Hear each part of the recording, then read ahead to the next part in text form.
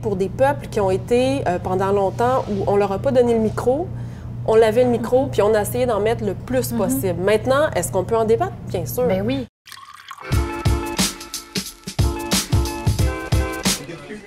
Plusieurs modifications ont été apportées au manuel utilisé par les élèves du secondaire dans leurs cours d'histoire du Québec et du Canada. C'est le résultat d'une demande du ministère de l'Éducation qui voulait entre autres y inclure davantage la condition des peuples autochtones au pays.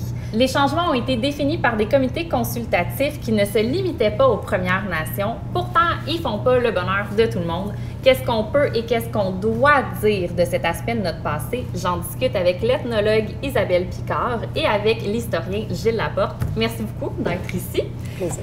Isabelle, vous êtes de celles qui considéraient que le manuel d'histoire avait effectivement besoin d'une révision. Qu'est-ce qui vous dérangeait avec celui-là? Mon garçon est en secondaire 3, donc je vois ce qu'il étudie, ce qu'il voit. On voit encore le mot amérindien. Oui, ça me dérange parce que ça fait 20 ans qu'on parle de Premières Nations.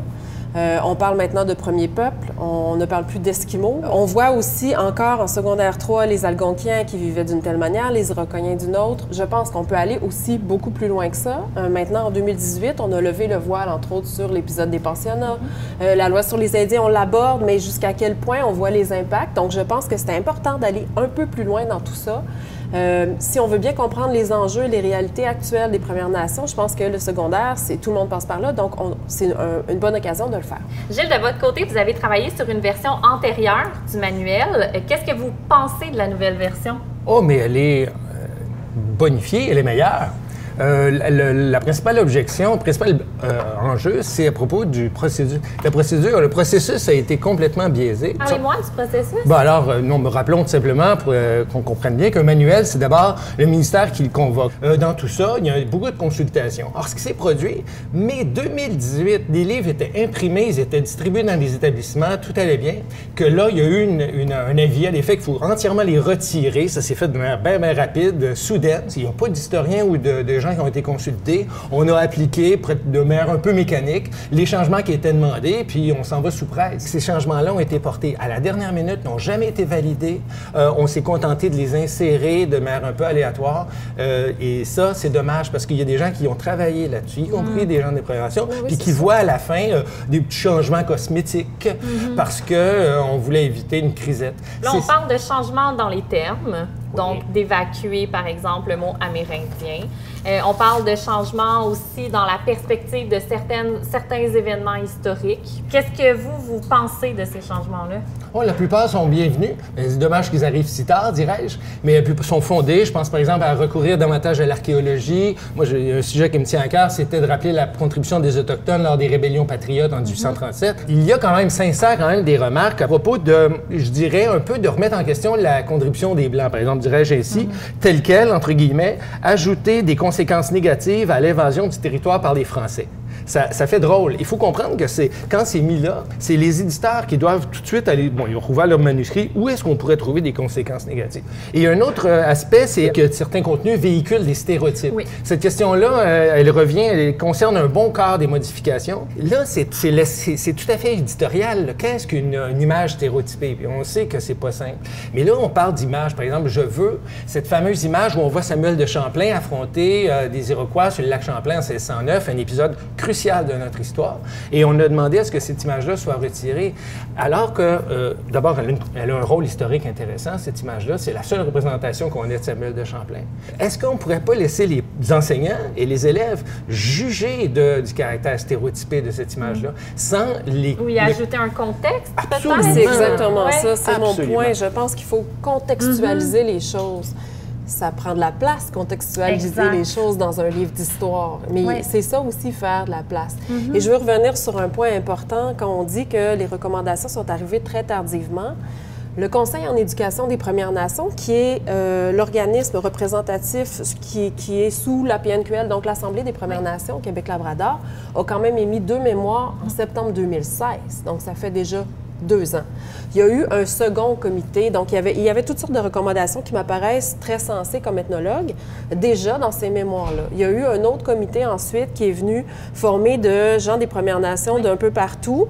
Ce n'était pas nécessairement des spécialistes. Il y en avait, mais vous savez, pour des peuples qui ont été pendant longtemps où on leur a pas donné le micro, on lavait le micro, puis on a essayé d'en mettre le plus possible. Maintenant, est-ce qu'on peut en débattre? Bien sûr. Ben oui. L'image de Champlain, moi, je suis pas contre, mais il faut la mettre en contexte. Exactement. Mais là, on l'a plutôt retiré. Oui, c'est ça. Alors, il y aurait peut-être, mais ça c'est mon opinion très personnelle, mais il y aurait peut-être matière à débat, puis c'est vrai que c'est peut-être allé un peu vite. On voit les délais. Il y a des choses qu'il faut qu'ils changent, ça, c'est certain. Puis, à votre avis, est-ce que les changements apportés reflètent au moins mieux la condition des Premières Nations au Canada?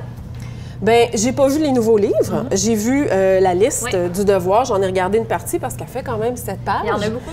Toutes les informations qui sont là m'apparaissent quand même pertinentes. Maintenant, il faut quand même contextualiser. On parlait de l'attaque de la Chine qu'on a voulu enlever. Il faut quand même comprendre, encore là, dans un contexte, que les Iroquois ont attaqué ce village-là français du temps de la Nouvelle-France parce que ça faisait plein de fois que les Français attaquaient aussi les Iroquois. Je pense qu'il faut le dire pour pas que ce soit tout le temps les méchants Iroquois. Il y a des choses à expliquer. À propos de l'école puis des manuels, je dirais une chose sans embâche. Les Autochtones me semblent bien traités dans les manuels puis dans les cours en univers social au secondaire. Ils sont très présents. Et quiconque nous écoute sait qu'il y a un contenu qui aborde les Premières Nations. Pour revenir sur la littérature, mais il est substantiel. En histoire, là, depuis le primaire, il est substantiel la place accordée aux Premières Nations. Et si il est important de réfléchir constamment à leur place dans les cours d'histoire, il serait aussi temps que peut-être qu'on constate que l'école n'est certainement pas là où le bas blesse le plus, si vous me permettez. Et que, à propos des conditions autochtones, il y a des enjeux comme le travail, l'intégration sociale, la culture, mais aussi l'industrie, bref, toutes sortes de niveaux sociétaux qui me semblent, en tout cas, de mon point de vue, ça a beaucoup plus de problèmes que qu'est-ce qui se passe à l'école, où le contenu est très, très largement et de manière neutre diffusé. Si on prend au niveau du primaire, on est là du contact jusqu'en 1745 et on n'est plus là après. On réapparaît dans les années 2000, mais on ne sait pas ce qui s'est passé. La loi sur les Indiens, on ne le sait pas. Les pensionnats, on ne le sait pas.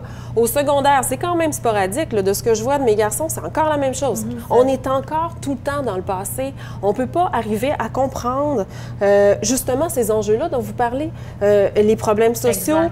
Si déjà à l'école, on ne voit pas ça, on ne peut pas le voir ailleurs. Si on ne s'en va pas dans un cheminement particulier en histoire des Premières Nations ou dans un programme court en études autochtones à l'université, on ne verra pas ça. J'enseigne à l'université un cours d'introduction aux mondes autochtones. Les gens qui sont là arrivent, ils ont 20 ans.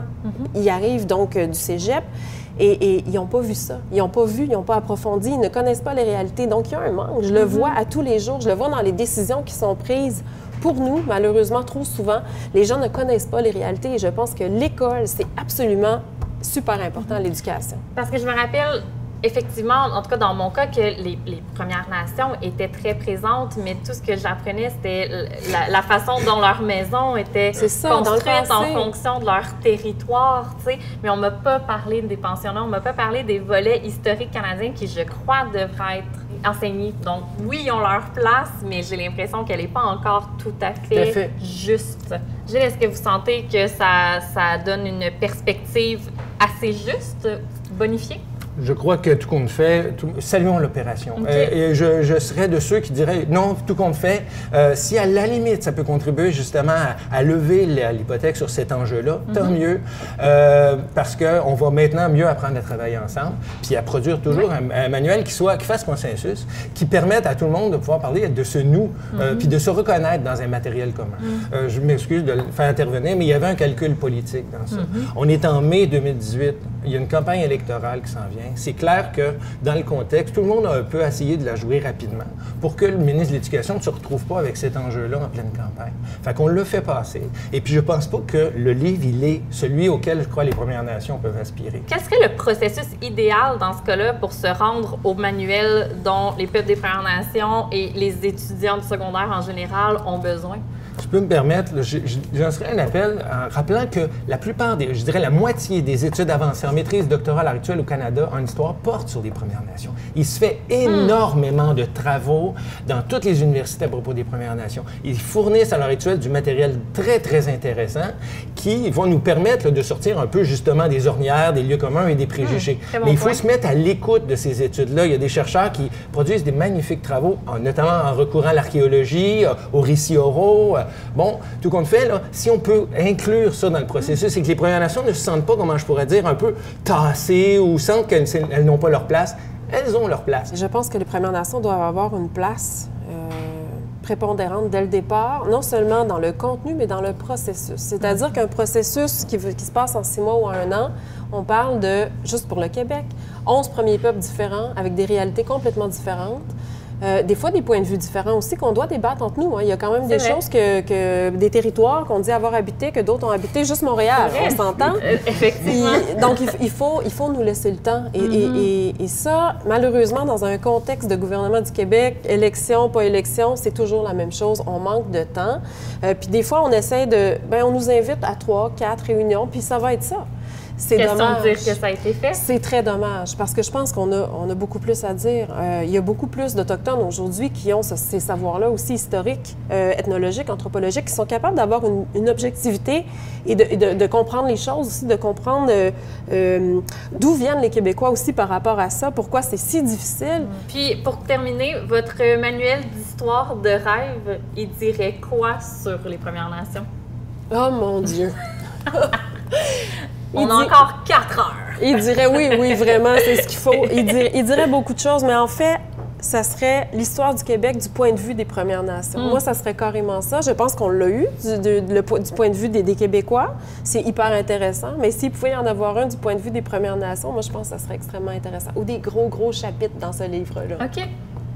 Oui, bien, les points de vue, on va l'entendre ensuite, le point de vue des femmes, le point de vue des immigrants, le point de vue des anglophones, le point de vue des Canadiens français. Puisque la question est la recherche d'un idéal, je pense que je peux rêver, mais je crois qu'il est encore possible pour produire pour le peuple québécois un matériel qui soit commun, dans lequel tout le monde va se retrouver. Parce que nous vivons ensemble. Pouvons-nous imaginer que nous avons un passé commun qui va être débarrassé de ses a priori, de ses préjugés? Est-ce encore possible? Je le crois. Puis si vous me demandez si c'est mon idéal, c'est certainement celui-là. Un livre, un peuple. Wow! Je porterai un T-shirt qui dit ça. Merci beaucoup à vous deux, Gilles Laporte et Isabelle Picard. Je nous souhaite de poursuivre la discussion avec autant d'ouverture dans nos soupers du réveillon.